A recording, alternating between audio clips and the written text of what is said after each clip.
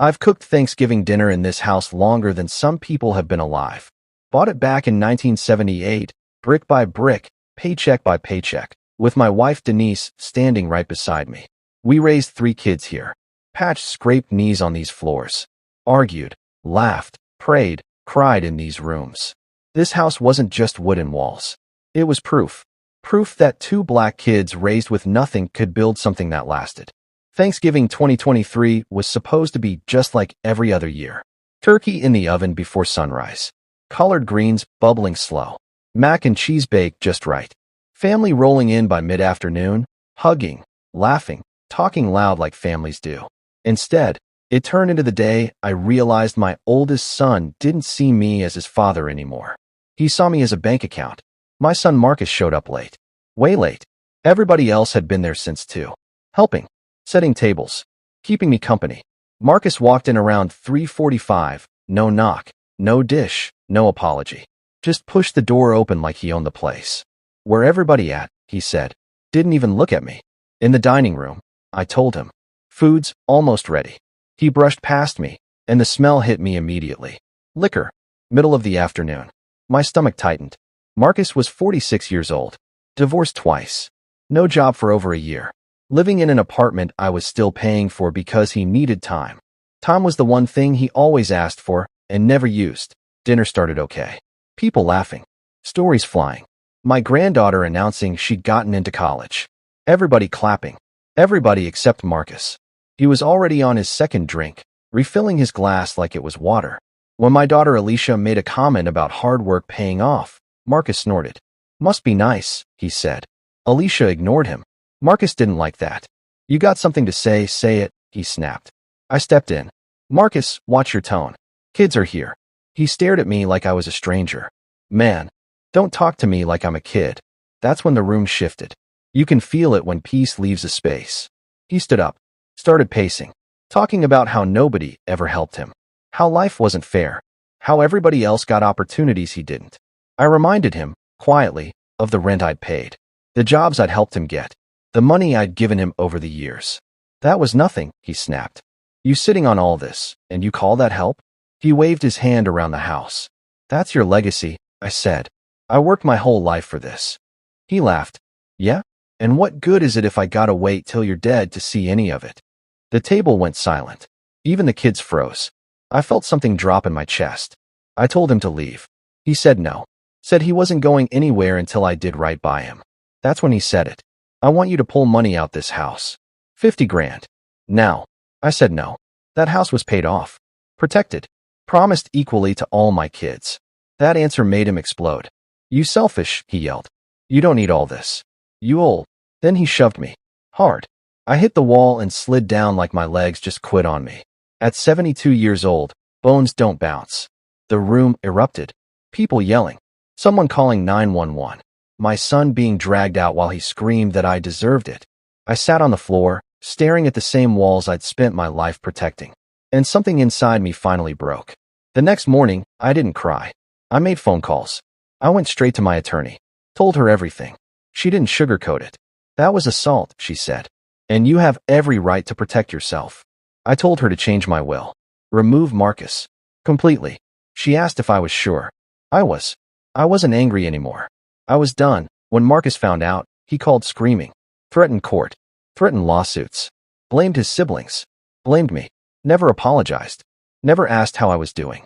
Just money. I told him he wasn't welcome back until he got help and took responsibility. He hung up on me. I sat there alone for a while. Then my daughter came over. Then my son. Then my grandkids. And I realized something. I wasn't losing a family. I was finally protecting one. Some people think love means endless forgiveness. Sometimes love means boundaries. Sometimes it means saying, "I won't reward harm just because it came from my own blood." And I sleep just fine with that. Marcus didn't call again for 3 weeks. No apology. No, "Dad, are you okay?" Nothing. Just silence. But silence doesn't mean peace. Sometimes it just means a storm is circling. Christmas came without him. Alicia hosted that year. The grandkids laughed, music played, food everywhere. But there was a chair nobody sat in. His daughter, Kayla, showed up though. She hugged me tight at the door. "I'm so sorry, Grandpa," she whispered. And that right there hurt more than the shove. Because she looked embarrassed. Ashamed of her own father. No child should carry that. I told her it wasn't her burden. But I could see she'd been dealing with him her whole life. January rolled in cold and gray. Then one afternoon, I heard banging on my front door. Not knocking. Banging. I already knew who it was. Marcus. I opened the door, but didn't invite him in. What you want? I asked calmly. He looked thinner. Eyes tired. Anger still sitting right there under the surface. You really cut me out? He demanded. Yes. You serious? Yes. He laughed, but there wasn't humor in it. You letting Alicia and Devin turn you against me. This has nothing to do with them, I said. This has to do with you putting your hands on me. I said I was drunk. That explains it, I replied. It doesn't excuse it. He stepped closer. You gonna throw away your son over one mistake? I held his eyes. No. I'm refusing to reward you for it. That hit him harder than yelling ever could. He started pacing on the porch. You think you perfect? He snapped. You think you ain't made mistakes? I have. I said. But I never blamed everybody else for them. Silence. Then he said something that chilled me. You owe me. There it was again. Not love. Not regret. Entitlement. Marcus, I said quietly. I gave you opportunities. I gave you money. I gave you time. I gave you forgiveness. But I will not give you control. His jaw tightened. So that's it. I'm just cut off. You're cut off financially, I corrected. You're not cut off as my son. That choice is yours. He didn't understand that. To him, money was love. Money was respect. Money was proof. Without it, he thought he had nothing. Then he surprised me. For the first time, his voice cracked. I can't start over at 46, Dad. And there it was. Not anger. Fear. I can't fix 20 years in 1 week, I told him. But you can fix today. He didn't answer. Just stood there. Cold wind blowing between us. You get help, I said. You get sober. You keep a job for a year. You apologize to this family. Then we talk. You still ain't putting me back in the will though, huh? No. That was the part he couldn't swallow. Because he still thought change should come with a payout that he left without another word. And for the first time, I didn't feel guilt watching him walk away. I felt something else. Hope. Because at least this time, he wasn't blaming Alicia. He wasn't yelling about the house. He was scared. And scared means there's still something to lose. Months passed. He didn't show up drunk again. Didn't show up at all, actually. But Kayla told me he'd started attending meetings. Said he picked up part-time work at a warehouse. Said he wasn't drinking. I didn't celebrate. But I noticed. Then one Sunday afternoon, he texted me. Just 3 words. Can we talk? No yelling. No threats. Just that. I stared at the phone for a long time.